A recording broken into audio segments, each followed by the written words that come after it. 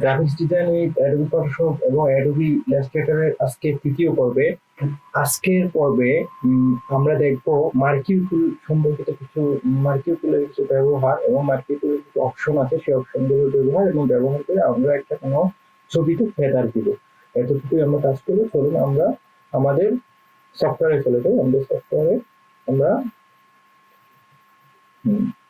Adobe Photoshop সফটওয়্যারে চলে গেলাম, কারণ আমাদের প্রথম কাজ হচ্ছে অ্যাডোবি ফটোশপের কথা আমরা কাজ করতেছি। আমরা ফাইল দিয়ে একটা নতুন ফাইল নিব।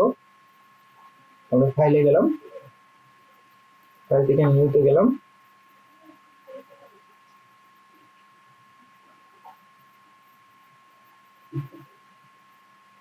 নতুন একটা ফাইল নিব। ফাইল নিলাম ক্লাস 3।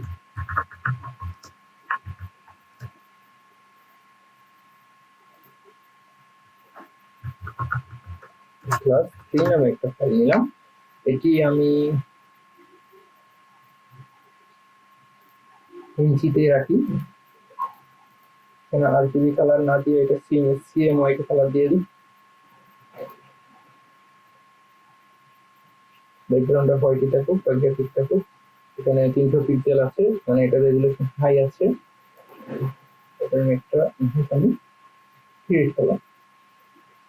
আমরা আজকে যে বিষয়টা নিয়ে দেখব সেটা হচ্ছে মার্কিউ টুলের ব্যবহার। মার্কিউ টুলের এই অপশনে যখন আমরা ক্লিক করব তখন আমরা দেখতে পাই যে এখানে আসলে 4টা অপশন আছে: rectangle marquee tool, elliptical marquee tool, single row marquee tool and single column marquee tool. এই রেক্টেঙ্গেল মার্কিউ টুল যখন আমরা নিব, কোনো একটা রেক্টেঙ্গেল মার্কিউ টুল, সেই রেক্টেঙ্গেল মার্কিউ টুলের ক্ষেত্রে নরমালি এখানে ফেদার থাকে 0।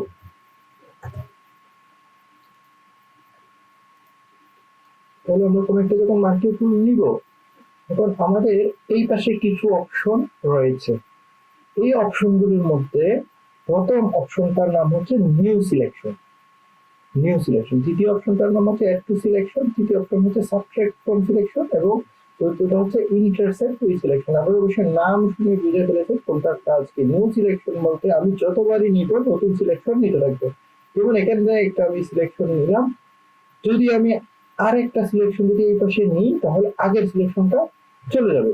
আর অ্যাড টু সিলেকশন মানে হচ্ছে আমরা যতবারই সিলেকশন নিই তাহলে নতুন করে সিলেকশন তৈরি হতে থাকবে। এইটাতে যখন আমরা ক্লিক করবো, এটা যখন সিলেক্টেড অবস্থা থাকবে সেই মুহূর্তে আমরা যতগুলো সিলেকশন নিই না কেন সবগুলোতেই নতুন নতুন সিলেকশন আসবে। আমরা চাইলে সবগুলোতে একসাথে ধরে একসাথে আমরা তাদেরকে কালার দিতে পারি।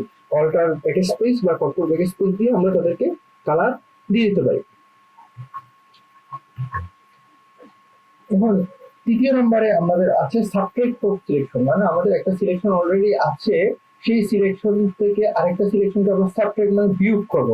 তাহলে এই যে সিলেকশন, এই সিলেকশনটাকে আমরা ভেঙে যেমন ইচ্ছে তেমন সিলেকশন আমরা তৈরি করতে পারি। যেমন একটা অ্যাল তৈরি করে ফেললাম, এখন আমি যদি চাই যে এইটার অপশনটা হচ্ছে ইন্টারসেক্ট উইথ সিলেকশন। এখন যখন হচ্ছে ইন্টারসেক্ট, আমাদের ইন্টারসেক্ট মানে হচ্ছে কমন অংশটুকু থাকবে, বাকি অংশটুকু ডিলিট হয়ে যাবে। তাহলে ইন্টারসেক্ট উইথ সিলেকশনের ক্ষেত্রে আমি যখন একটা সিলেকশন নিব এবং দ্বিতীয় আর একটা সিলেকশন নিব, তাহলে শুধুমাত্র প্রথম দুইটা সিলেকশনের মধ্যে কমন সিলেকশনটা রয়ে যাবে। এবং প্রথম দুইটা সিলেকশন মধ্যে কমন সিলেকশনটা রয়ে যাবে, অন্য সিলেকশনটা থাকবে না। এই সিলেকশনটা যদি হয় শুধু কমনটা রয়ে যাবে, শুধু কমনটা রয়ে যাবে দুইটা মধ্যে। এটি হচ্ছে সাবট্রাক্ট ফ্রম সিলেকশন। এখন আছে ফেদারের কাজ। ফেদার যদি দিই কি হবে কি হবে না, আবার স্টাইল নরমাল হতে পারে, ফিক্স রেশিও হতে পারে, ফিক্স সাইজ হতে পারে। যদি নরমাল হয় তাহলে আমরা যেমন ইচ্ছে তেমনি করবো। ফিক্স রেশিওর ক্ষেত্রে দেখা যাচ্ছে ওয়াইড এবং হাইট একটা ফিক্স থাকবে, সেক্ষেত্রে আমি যত যেমনই করি না কেন এটা হচ্ছে একটা ফিক্স সাইজের হবে, ফিক্স রেশিওতে হবে। আবার ফিক্স সাইজের যদি হয় সেক্ষেত্রে দেখা যাচ্ছে একটা ফিক্স সাইজ অলরেডি এখানে দেওয়া আছে 67 পিক্সেল বা 67 পিক্সেল, এর বাইরে আমি হবে না। আমি শুধু ক্লিক করলে ওই ফিক্স সাইজই হয়ে যাবে, 67 পিক্সেলই চলে আসবে। আমি কোনো কারণে আমি বড় করতে পারবো না, তাহলে আমরা নর্মাল সাইজে রাখবো এখানে। কিন্তু এখানে ফেদারের একটা বিষয় আছে। ফেদারটা আসলে খুবই গুরুত্বপূর্ণ জিনিস। ফেদারটা আমরা এখন ফেদারের ব্যবহারে যাই।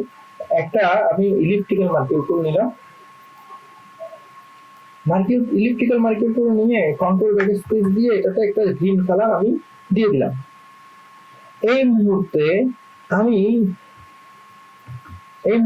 আমি একটা ফেদার দিব, কন্ট্রোল ডি দিলাম, এটা ডিসিলেক্ট করে দিলাম এবং এই মুহূর্তে আমি একটা ফেদার নিব। আমি একটা নতুন লেয়ার নিয়েও কাজ করতে পারি বা এই ব্যাকগ্রাউন্ড লেয়ারও কাজ করতে পারি, কোনো অসুবিধা নাই। ফেদার যদি নিতে চাই আমাদের সিলেকশনের আগে আমি এখানে একটা ফেদার দিয়ে দিই, সেটা ধরে নিলাম যে 100 পিক্সেল, 100 পিক্সেলের একটা ফেদার আমি সিলেকশনের আগে দিয়ে দিব। তারপর আমি যখন সিলেকশনে যাব তখন ঠিক সেম টু সেম একটা আমি মার্কি টুল নিব। এখন কন্ট্রোল চেপে আমি ব্যাকস্পেস চাপলাম, দেখা গেল কি এই আগের যে বৃত্ত এবং এই বৃত্তের কালারের মধ্যে একটু ডিফারেন্স আছে। এখানে প্রত্যেকটা সাদার সাথে সবুজের যে একটা মিশ্রণ, এই মিশ্রণটি সম্পূর্ণরূপে বোঝা যাচ্ছে, কিন্তু এটার ক্ষেত্রে দেখা যাচ্ছে সাদার সাথে যে সবুজের মিশ্রণ, এই মিশ্রণটা কিন্তু বোঝা যাচ্ছে না। এটা খুবই হালকা হয়ে গেছে, হালকা হয়ে মিশে গেছে, আশেপাশের সাথে মিশে গেছে। তাহলে এই দুইটা আসলে ফেদারের কাজটা হচ্ছে আসলে এটাই। এখন ফেদার দিয়ে আমরা একটা কাজ দেখবো। ফেদার দিয়ে আমরা কাজ করতে গেলে আমরা প্রথমে গুগলে যাই, গুগল থেকে একটা ছবি আমি অলরেডি সিলেক্ট করে রেখেছি, কোটা প্রোটেস্টেড আবু সাইদের একটা ছবি। আবু সাইদ তো এই মুহূর্তে আমাদের কাছে হিরো, সে যাই হোক, আমরা আবু সাইদের একটা ছবি অলরেডি সেভ করে রেখেছি। ফাইল থেকে আমি ওপেনে গেলাম, ওপেন থেকে আবু সাইদের একটা ছবি আমি নিব।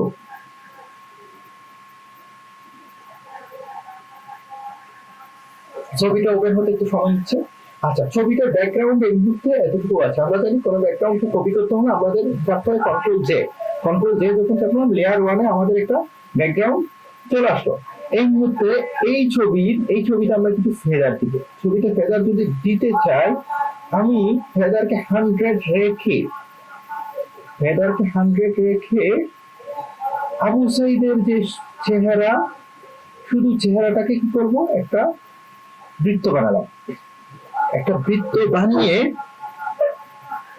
আমি এখানে একটা ছবি দিব, এখানে একটা ফেদার দিব।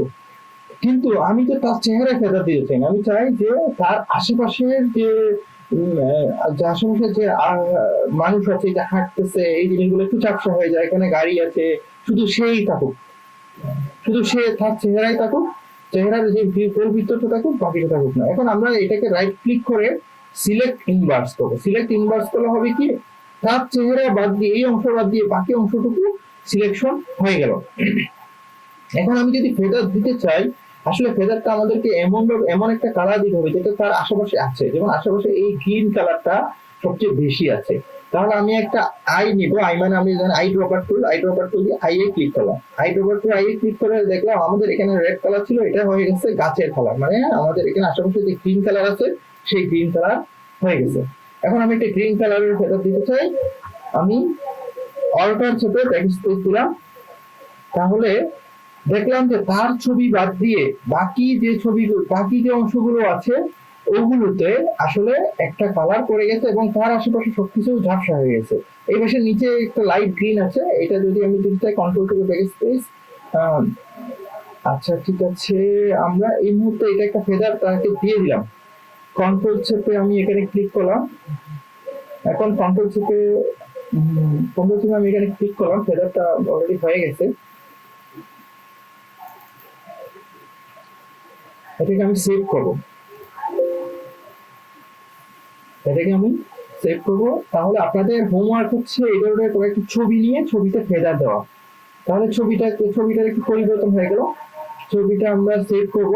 সেভ করতে গেলে আমরা জানি যে আমাদের কাজ করতে হবে কি, এক্সপোর্টে যেতে হবে।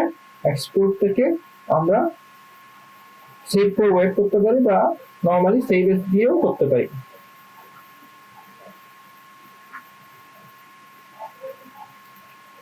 সেভ ফর ওয়েব, এখানে আমি এইটাকে আবু সাইদের ছবি হিসেবে সেভ করলাম।